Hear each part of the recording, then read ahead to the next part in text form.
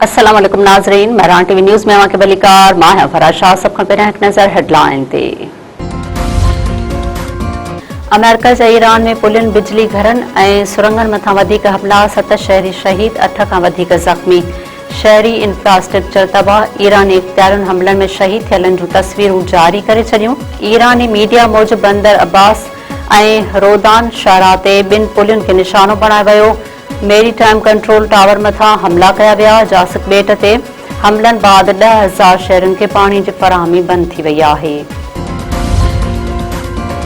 Iran पारां Kuwait, उर्दन ऐं Bahrain में अमेरिका जे फ़ौजी ठिकाणनि मथां जवाबी हमलनि जी दावा। कुवैत जे कैंप उज़ेरी अल सालम एयरबेस ऐं अरीफ जान सपोर्ट सेंटर मथां हमलो। ईरानी फ़ौज जो चवणु आहे त उर्दन में एयरबेस खे निशानो बणायो वियो। बहरीन जे शेख ईसा एयरबेस खे बि ड्रोन हमलनि सां निशानो बणायो वियो। ईरान तकरार खे इलाक़ाई जंग में तब्दील करण जी वार्निंग ॾेई छॾी। ईरानी सुप्रीम लीडर जे सलाहकार मेजर जनरल मोहसिन रज़ाई चयो आहे त हमला जारी रहिया त तेहरान तकरार खे इलाइक़ी जंग में तब्दील करे छॾींदो। हाणे ॻाल्हियुनि जी पॉलिसी ख़तम थी वई आहे। दुश्मन मीज़ाइल हणंदो त जवाबी मीज़ाइलनि सां ॾींदासीं। ईरानी परॾेही वज़ीर अब्बास अराग़ची चयो आहे त आख़िरी घड़ीअ ताईं पंहिंजे वतन जो दिफ़ा कयो वेंदो। अमरीकी हमलनि में शहीद थियल ईरानियुनि जो खून ज़ाया थियण न ॾींदासीं। अॼु खां डीज़ल 61 रुपया ऐं पेट्रोल 5 रुपया 44 पैसा फ़ी लीटर महांगो। अघनि में वाध डीज़ल जो फ़ी लीटर 354 रुपया थी वियो। पेट्रोल जी नई क़ीमत 316 रुपया 15 पैसा फ़ी लीटर मुक़रर। गासलेट 34 रुपया 33 पैसा महांगो। फ़ी लीटर 256 रुपया 66 पैसनि जो थी वियो। पेट्रोल, डीज़ल ऐं गासलेट ते लेवी बरक़रार, नोटिफिकेशन जारी। पेट्रोल पंप ओनर्स एसोसिएशन हुकूमती फ़ैसिले खे रद्द करे छॾियो। पेट्रोलियम क़ीमतुनि बाबति नई पॉलिसीअ ते स्टेक होल्डर्स खे एतमाद में वठण जो मुतालबो। पंप ओनर्स एसोसिएशन जे चेयरमैन नौमान भट्ट चयो आहे त नई हुकूमती पॉलिसी पूरे निज़ाम खे मुतासिर कंदी।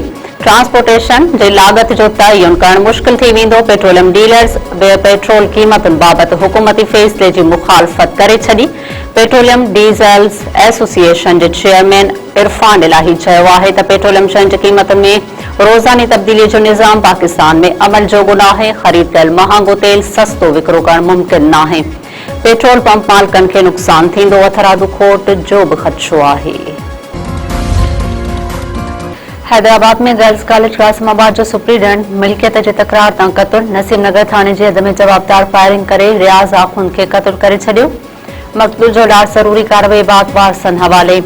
इल्ज़ाम हेठायल फयाज़ मेमन गिरफ़्तार। वारसनि जो चवणु आहे त रियाज़ आख़ुन खे मिल्कियत जे तकरार तां जवाबदार फयाज़ मेमन गोलियूं हणी क़तल कयो आहे। सखर सेंट्रल जेल में कैदीअ जे मुबैना आपघात वाक़िए ते असिस्टेंट जेल सुप्रीडेंट ऐं 2 अहलकार मुअत्तिल।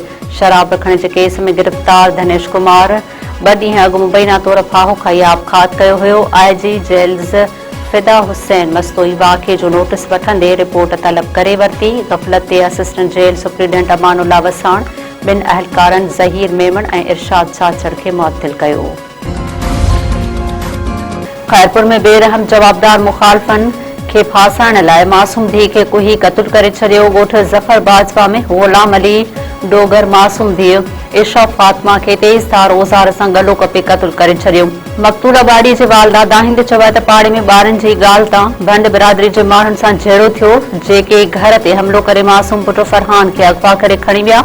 मुड़ुस कावड़ में अची मासूम धीउ जो गलो कपे भंड बिरादरी मथां इल्ज़ाम लॻाइण थे चाहियो। मना करण ते मुड़ुस मूंखे बि क़तल करण जी धमकी ॾिनी। कातिल मुड़ुस खे सज़ा ॾिनी वञे। पुलिस मूजिबि जवाबदार खे गिरफ़्तार कयो वियो आहे। वधीक जांच जारी। मीरपुर बठोरो जे अस्पताल में ॿारो इलाज दौरान फौत। वारसनि पारां डॉक्टर मथां ग़फ़लत जो इल्ज़ाम।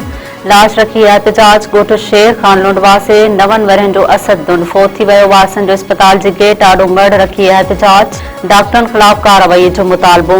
वारसनि जो चवणु आहे त नींगर खे डायरिया सबबि अस्पताल आंदो वियो। अस्पताल में सहूलियतुनि जी खोट ऐं डॉक्टरनि जी ग़फ़लत सबबि ॿारो फौत थियो आहे। नोटिस वठी कार्रवाई कई वञे। उमरकोट में हफ़्तो अॻु पाण मथां पेट्रोल हारे बाहि ॾींदड़ नौजवान दम ॾेई छॾियो। नौजवान शंकर मेघवार कराची जे अस्पताल में इलाज दौरान ज़ख़्मनि जी सट न सहंदे फौत।